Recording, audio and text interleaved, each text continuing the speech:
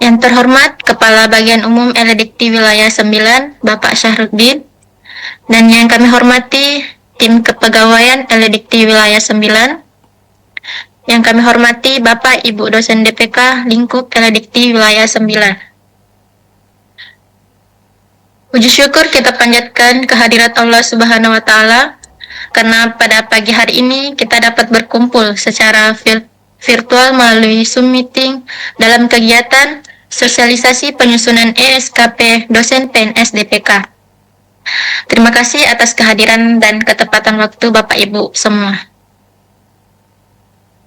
Kami informasikan kepada seluruh peserta bahwa sambutan dari Bapak Syahruddin selaku Pak Kabak LDikti Wilayah 9 akan disampaikan di tengah acara setelah penyampaian materi pertama. Baik Bapak Ibu, selanjutnya kita mendengarkan pemaparan materi pertama yang disampaikan oleh Ketua Tim Kepegawaian, Ibu Iki Reskiani Mahis. Recording in progress. Silakan dengan hormat.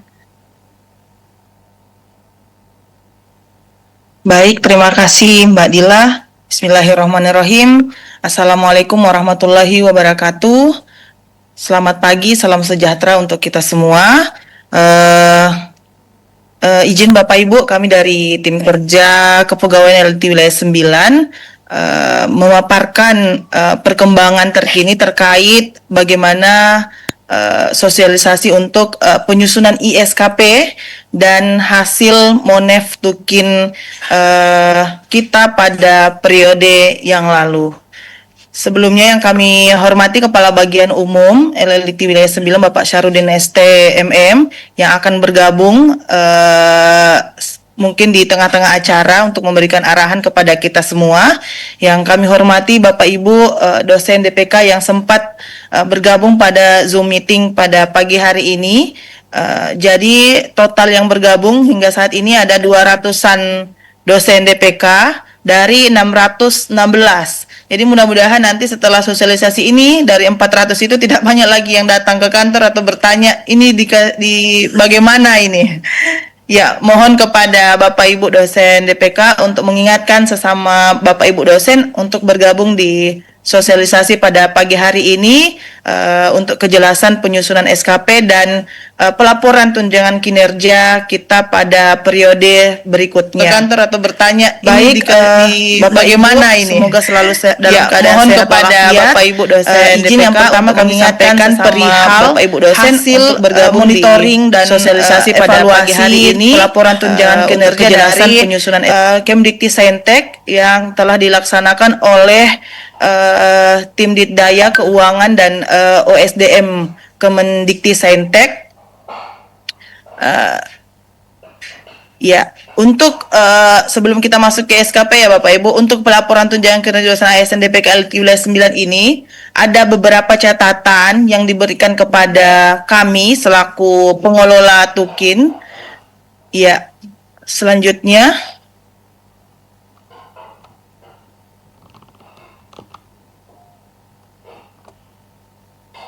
untuk menjadi perhatian Bapak Ibu dalam pelaporan Tukin berikutnya. Ya, jadi untuk periode pelaporan dokumen prestasi yang Bapak Ibu laporkan itu adalah pada September 2024 sampai dengan September 2025 tahun ini. Sebagaimana sesuai dengan jadwal pelaporan BKD yaitu berakhir di 30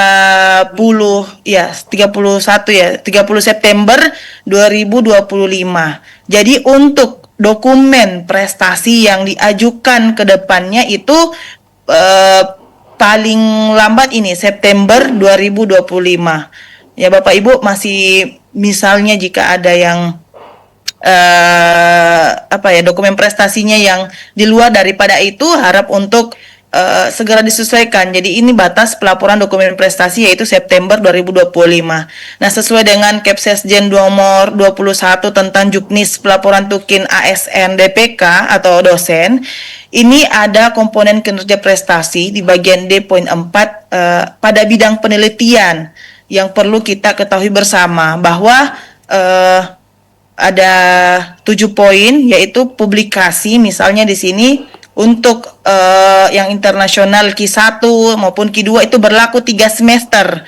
Jadi Bapak Ibu misalnya ada penelitian yang dilaporkan pada periode tukin sebelumnya, nah itu masih berlaku untuk sampai di semester ini. Yang jelas itu di September 2024 sampai dengan September 2025.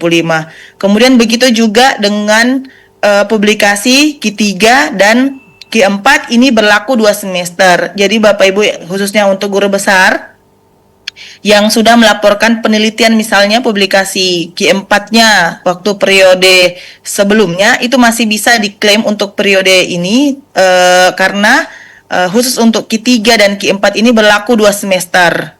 Kemudian selanjutnya adalah Sinta 1 dan Sinta 2 indeks internasional ini juga berlaku 2 semester. Ya, selanjutnya buku monograf ini minimal 150 halaman atau book chapter ini juga berlaku 2 semester. Artinya untuk periode tukin ini itu masih bisa digunakan ya sampai September 2025. Baik, selanjutnya ya untuk haki ya ini beberapa paten juga itu 2 semester. Karya seni pada tingkat internasional berlaku 3 semester. Kemudian untuk karya seni yang dipamerkan atau mendapatkan pengakuan pada tingkat nasional berlaku 2 semester. Nah, penelitian atau komponen kinerja penelitian selain daripada huruf A di atas itu hanya berlaku 1 semester Bapak Ibu. Sehingga yang melaporkan selain yang tersebut di atas itu harus memperbaharui dokumennya itu maksimal sampai dengan September 2025. Ya, begitupun juga dengan komponen kinerja pada pendidikan pengajaran, pengabdian masyarakat, pengembangan institusi itu hanya berlaku yang sudah dilaporkan periode tukin sebelumnya itu sudah tidak bisa dipakai untuk di September 2025. Baik. Nah, ini sedikit kami sampaikan terkait capaian kerja prestasi. Jadi ini dari paparan ini yang kami cantumkan hanya dengan kategori 40% supaya tidak lagi bertanya-tanya yang mana yang bisa untuk mendapatkan full tukin ya. Jadi insya Allah nanti paparan ini juga kami share di grup. Bisa dilihat ini semua ada di Kepsesjen Bapak Ibu. Namun misalnya untuk pendidikan dan pengajaran ini contohnya adalah menjadi pembimbing kemahasiswaan. Nah, meskipun itu ada dibuktikan dengan SK Dekan atau direktur bagi politeknik maupun direktur bagi politeknik. Bapak Ibu juga ini mohon untuk melampirkan segala bukti dukung berupa link Google Drive. Laporan pelaksanaannya ini dalam bentuk PDF. Jadi nanti pada saat pelaporan tukin ini disatukan SK setelah itu ada laman kosong yang berisi link bukti pendukungnya terkait pelaksanaan pembimbingan program kemahasiswaan atau kewirausahaan ini. Jadi bisa dibaca lengkap di dalam Kepsesjen. Misalnya untuk buku. Nah, buku ini kan tidak mungkin keterbatasan ini ya ruang untuk mengupload seluruh halaman buku, maka kami minta untuk disimpan file bukunya itu di Google Drive, kemudian di linknya itu di PDF-kan, dimasukkan dalam PDF dan digabung bersama dengan syarat-syarat lainnya, yaitu bisa setelah halaman judul, bisa setelah daftar isi maupun lembar pengesahan ya. Ini semua Bapak Ibu untuk memudahkan dalam pemeriksaan. Nah, ini juga menjadi catatan kami dari hasil Monef kemarin dari Kemendikbudristek bahwa perlunya dokumen yang lengkap sehingga Bapak Ibu ini betul-betul dapat dokumen prestasinya ini betul-betul dapat dipertanggungjawabkan begitu. Nah, ini untuk capaian kerja prestasi asisten ahli. Jadi bisa memilih ya, untuk khusus untuk asisten ahli ini sampai dengan lektor kepala bisa memilih salah satu dari aspek pendidikan atau pengajaran, pengabdian maupun dari penelitian. Ya, selanjutnya. Ya, jadi ini sama ya Bapak Ibu sampai selanjutnya nanti mohon dibaca baik-baik untuk kategori ini. Jika memang di kategori 40% ini tidak misalnya memungkinkan, oh saya tidak ada Sinta 4, hanya ada Sinta 2, berarti kategorinya harus diturunkan Bapak Ibu. Jadi jangan, mohon untuk tidak memaksakan diri misalnya memilih kategori 40% dan memasukkan yang tidak sesuai dokumennya, karena itu akan mengakibatkan pihak pemeriksa itu bolak-balik untuk pengurusannya. Jadi betul-betul dipastikan kalau misalnya di bawah Sinta 4, maka silahkan untuk memilih kategori di bawah 40%.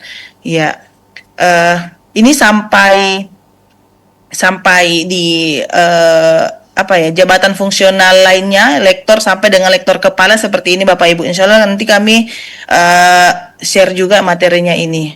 Kemudian selanjutnya, ya ini masih asisten ahli untuk pengabdian kepada masyarakat atau berkontribusi terhadap pengembangan institusi.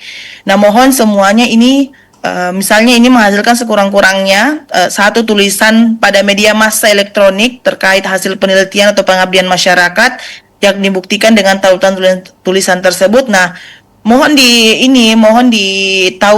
dicantumkan linknya dalam PDF. Kalau perlu itu ada screenshotnya supaya memudahkan pemeriksa. Jadi kita tidak bolak-balik lagi untuk membuktikan dokumen prestasi Bapak Ibu yang Bapak Ibu ajukan. Ya, ini sampai kepada selanjutnya lagi. Saya mungkin akan skip ya Bapak Ibu untuk penjelasan ini karena memang sudah ada di Kepsesjen. Namun kami memperkenalkan ini, maksudnya menginformasikan hal ini supaya tidak ada lagi dokumen prestasi yang diajukan salah kolom. Ya, memilih kategori 4 padahal yang disampaikan ini tidak sesuai dengan yang ada di Kepsesjen Juknistokin. Ya, selanjutnya saya sampai di guru besar ya.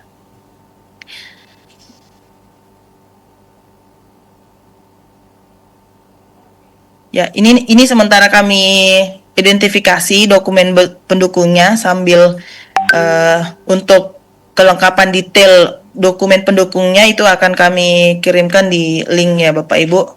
Ya, itu untuk capaian kerja prestasi mulai dari asisten ahli sampai lektor kepala. Khusus untuk guru besar, kami informasikan bahwa guru besar ini wajib memilih satu, yaitu bidang penelitian, dan yang kedua adalah bidang pendidikan atau pengajaran atau pengabdian. Jadi khusus untuk Bapak Ibu guru besar ini wajib melampirkan satu bidang penelitian dan dapat memilih satu, apakah itu pendidikan pengajaran ataupun pengabdian. Namun kami informasikan Bapak Ibu bahwa yang sudah diklaim untuk pemenuhan syarat khusus di BKD itu tidak dapat lagi diklaim sebagai dokumen prestasi.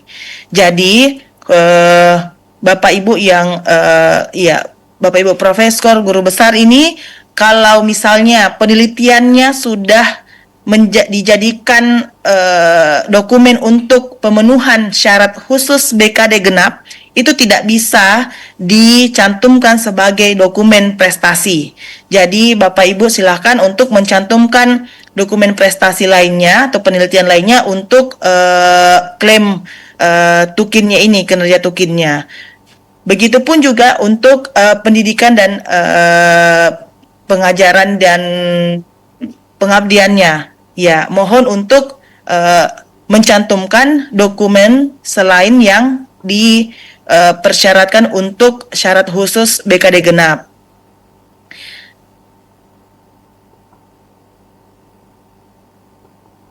Ini misalnya contohnya di penelitian, menghasilkan satu buku monograf atau buku referensi ber-ISBN minimal 150 halaman sebagai penulis pertama. Ya, ini kalau penulis pertama seperti ini, yang diminta adalah judul, halaman ISBN, daftar isi, dan lembar pengesahan. Nah, mohon untuk khusus buku yang ber-ISBN ini dilampirkan screenshot atau link tautan yang sudah dicek ISBN-nya di Perpusnas, Bapak Ibu. Ketika itu sudah dicek bahwa fix data ISBN-nya jelas dan dapat diakses, mohon untuk dicantolkan bukti link screenshot ISBN-nya itu di Perpusnas ataupun ya di Perpusnas, dan linknya juga boleh di salah satu PDF. Nah, bisa digabung dengan halaman ISBN-nya ini. Nah, sehingga pihak pemeriksa ini bisa lebih lebih mudah untuk mengeceknya, karena kalau kami pengalaman yang lalu itu tim SPI mengetik angkanya satu-satu di Perpusnasnya, ini memakan waktu. Jangan sampai untuk pelaporan ke depan ini kita hanya diberikan waktu yang sedikit, sehingga mohon untuk sejak saat ini untuk dilampirkan dokumen-dokumen pendukungnya. Ya, itu mungkin sekilas untuk kategori capaian kinerja prestasi, Bapak Ibu, dokumen-dokumen pendukungnya. Nah, termasuk dengan misalnya izin menduduki jabatan itu dilampirkan bukti pendukung berupa surat izin menduduki jabatan dari Kepala LLDikti. Ya. Untuk lebih jelasnya nanti kami share ini. Tapi ini khusus untuk kategori 40% ya Bapak Ibu. Jadi selain dari ini masih ada kategori 30, 20, dan 10% lainnya. Jadi disesuaikan saja. Namun kami harap agar kategori 40% ini bisa terpenuhi full. Karena ya sebagaimana kita ketahui ini kalau dananya dari pusat itu sudah ada untuk full 40%. Jadi tinggal Bapak Ibu yang mengusahakan supaya bisa dapat 40% tersebut. Baik, selanjutnya kita ke ISKP untuk ISKP Kemendikti Sentek. Jadi Bapak Ibu, sebelumnya kita masih mengerjakan SKP secara manual, namun setelah ada tukin ini maka sekarang ini ada sempat kamaran di bagian di evaluasi SPP itu. SKP ini adalah berlian ya istilahnya Pak Satar kalau tidak salah kemarin ya. Begitu Bapak Ibu, karena meskipun ada dokumen prestasi, jika tidak ada SKP dari Bapak Ibu itu tidak bisa lanjut ke menu selanjutnya. Jadi SKP ini adalah sebagai langkah awal untuk Bapak Ibu melakukan laporan kinerja. Ya. Baik, ya ISKP ini adalah bagaimana ini penilaian dari pimpinan dan evaluasi kinerja dari pimpinan untuk melaksanakan pemantauan dan pembinaan terhadap kinerja seluruh ASN, dan khusus untuk kita adalah seluruh ASN di lingkup LLDikti Wilayah 9. Untuk formatnya sendiri ini di dalam aplikasi itu sudah memakai Permenpan RB nomor 6 tahun 2022. Ya, selanjutnya yang bagi yang bertanya apa perbedaannya nih selama ini tentang apa itu di atas ekspektasi, sesuai ekspektasi, kemudian ada yang di bawah ekspektasi. Jadi rating hasil kinerja juga ini mempengaruhi kalau kita menghubungkan lagi dengan tukin maka mempengaruhi ya banyak aspek ya, mau baik itu kenaikan pangkat, baik itu pelaporan tunjangan kinerja. Nah, ini semua ada berpengaruh signifikan Bapak Ibu terhadap perolehan prestasi Bapak Ibu. Nah, kami mengharapkan bahwa seluruh SKP yang ada saat ini bisa di atas ekspektasi. Artinya bahwa sebagian besar atau seluruh hasil kerja itu di atas ekspektasi dan tidak ada hasil kerja utama yang di bawah ekspektasi. Kemudian ada umpan balik atau sebagian atau seluruhnya menunjukkan respon yang positif. Jadi Patutnya jika misalnya pimpinan ada kebijakan untuk memberikan rating hasil kerja di atas ekspektasi, maka kami mengharapkan atau pimpinan khususnya pimpinan mengharapkan agar betul-betul kinerja ini seluruh hasil kerjanya di atas ekspektasi sesuai dengan SKP yang diberikan ya Bapak Ibu. Ya, kemudian selanjutnya, nah ini untuk tindak lanjut dari SKP ini. Jadi kami sampaikan bahwa ISKP ini nantinya ini langsung terkonek ke ISKP Pak Kepala. Khusus untuk jabatan fungsional dosen itu langsung terkonek ke akun Sesjen. Sekarang Prof. Togar Mahisima Tupang ya.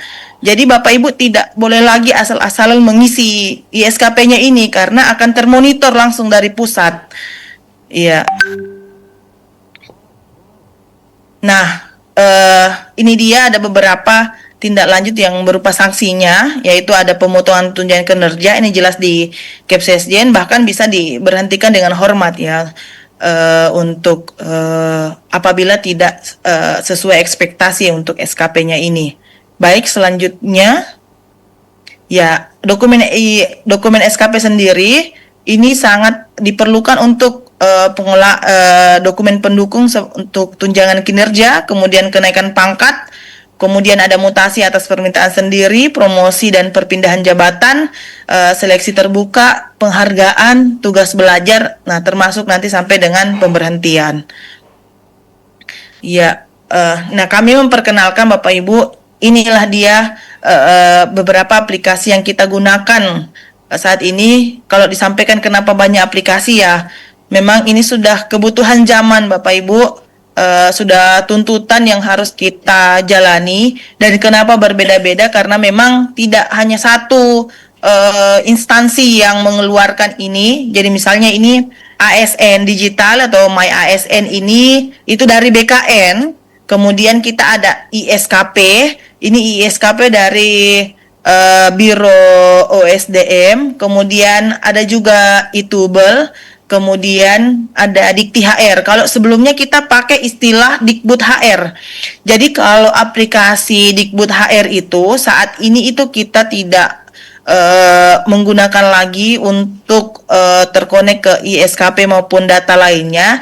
Namun saat ini Biro OSDM atau dari Kepegawaian Pusat itu mengirimkan SK-SK Bapak Ibu, misalnya kenaikan pangkat yang terbit dari Biro OSDM itu ke Dikbud HR.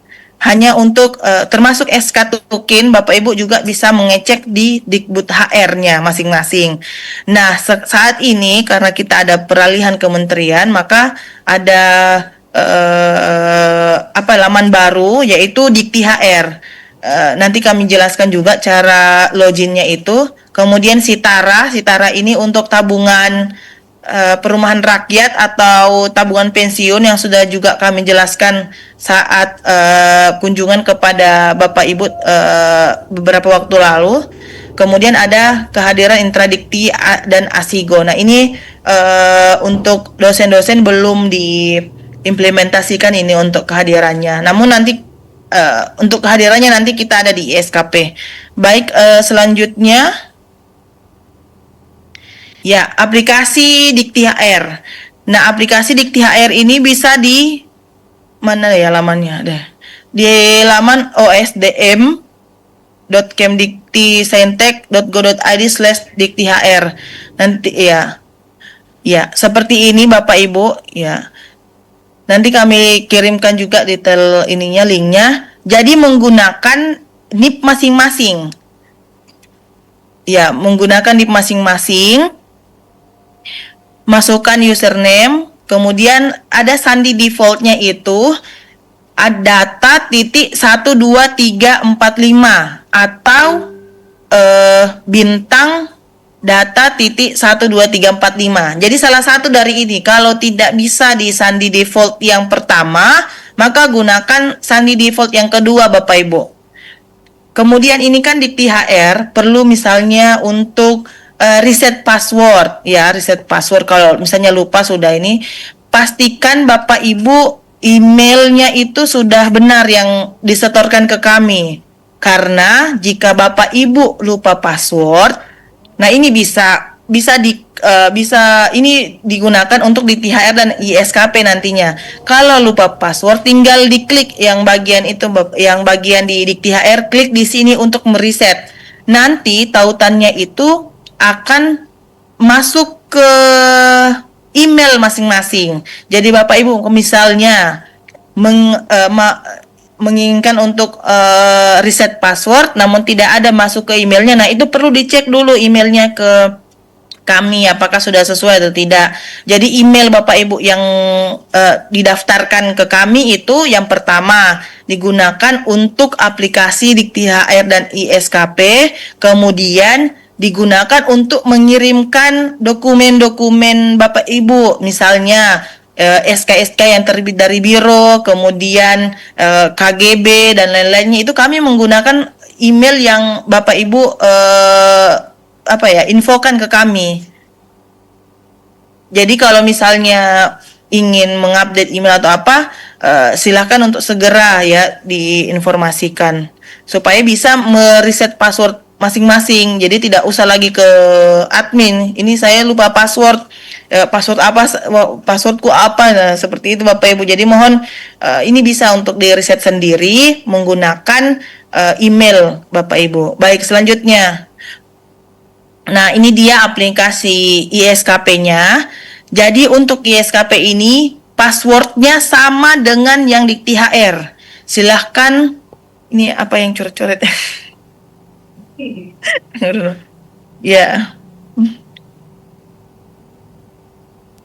Ya, kemudian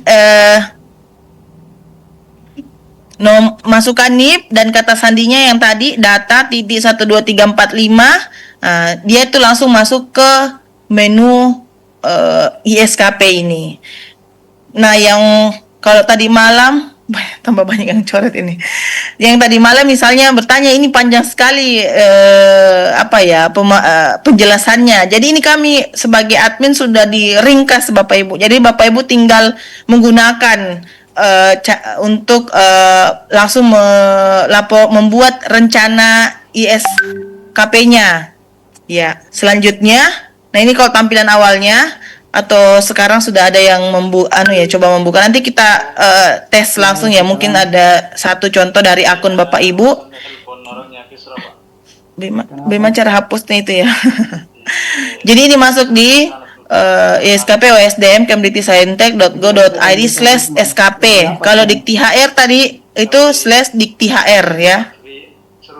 Ya, selanjutnya. Oh ya, boleh beli baterai saja. Nah, ini yang dikerjakan oleh admin tadi. Kemudian lanjut lagi. Ya. Nah, ini kalau sudah masuk di menu ISKP-nya ini, silahkan klik menu SKP, kemudian diklik bagian rencana SKP. Setelah itu klik buat SKP. Jadi kan rencana ya, izin Bapak Ibu. Jadi rencana SKP Bapak Ibu kan sudah ada ya untuk 2025 tempo hari. Itu tinggal di copy, dimasukkan di sini sehingga kita nanti bisa buat evaluasinya juga di sini. Jadi untuk pembuatan rencana SKP ini nanti ada menu, coba sebelumnya. Ya. Nanti setelah buat SKP itu kayaknya ada tersibnya. Ya. Lagi, lanjut. Ya, lanjut. Tunggu dulu. Ya, ada di menu yaitu. Lanjut ke dulu. Nah, ini dia. Ada di hasil kerja itu di menu tambah utama ada klik tambah. Nah, tambah itu adalah untuk menambah hasil kerjanya. Hasil kerjanya itu sudah ditentukan dari perjanjian kinerja institusi, yaitu dari Pak Kepala. Jadi kita SKP-nya ini cascade dari SKP Pak Kepala. Coba sebelumnya tadi. Ya, ini dia. Nah, tambah hasil kerja itu harus diperhatikan ya Bapak Ibu, tambah hasil kerja utama atau cascading. Jadi ada hasil kerja yang diintervensi dari hasil kerja SKP Pak Kepala. Ya ini sesuai dengan perjanjian kinerja Kemdikti-Sentek. Jadi ini sudah ada memang disiapkan oleh Kemdikti-Sentek dan kita tinggal mencantolkan kinerja kita. Nah, untuk poin kepuasan pengguna terhadap layanan utama LLDikti ini silahkan dicantolkan untuk kepuasan pengguna terhadap layanan utama LLDikti ini untuk di bagian pengajaran. Kemudian untuk persentase mahasiswa S1 atau D4 sampai seterusnya itu masuk ke pengabdian. Kemudian persentase PTS yang berhasil meningkatkan kinerja dengan meningkatkan jumlah dosen yang berkegiatan di luar kampus itu masuk ke penelitian. Dan ada satu juga yaitu persentase PTS yang meningkatkan kinerja dengan meningkatkan jumlah program studi yang bekerja sama dengan mitra itu masuk ke penelitian. Ya. Baik. Mungkin nanti tinggal disimpan selanjutnya. Oke. Apa lagi ya? Ya, ini sampai di pembuatan SKP. Lanjut. Ya. Ya, mungkin ada satu yang bisa kami jadikan contoh supaya penjelasannya lebih lengkap. Mohon apa ada Pak Agus Halid supaya kami bisa jadikan contoh ini, mohon raise hand. Tunggu sebentar.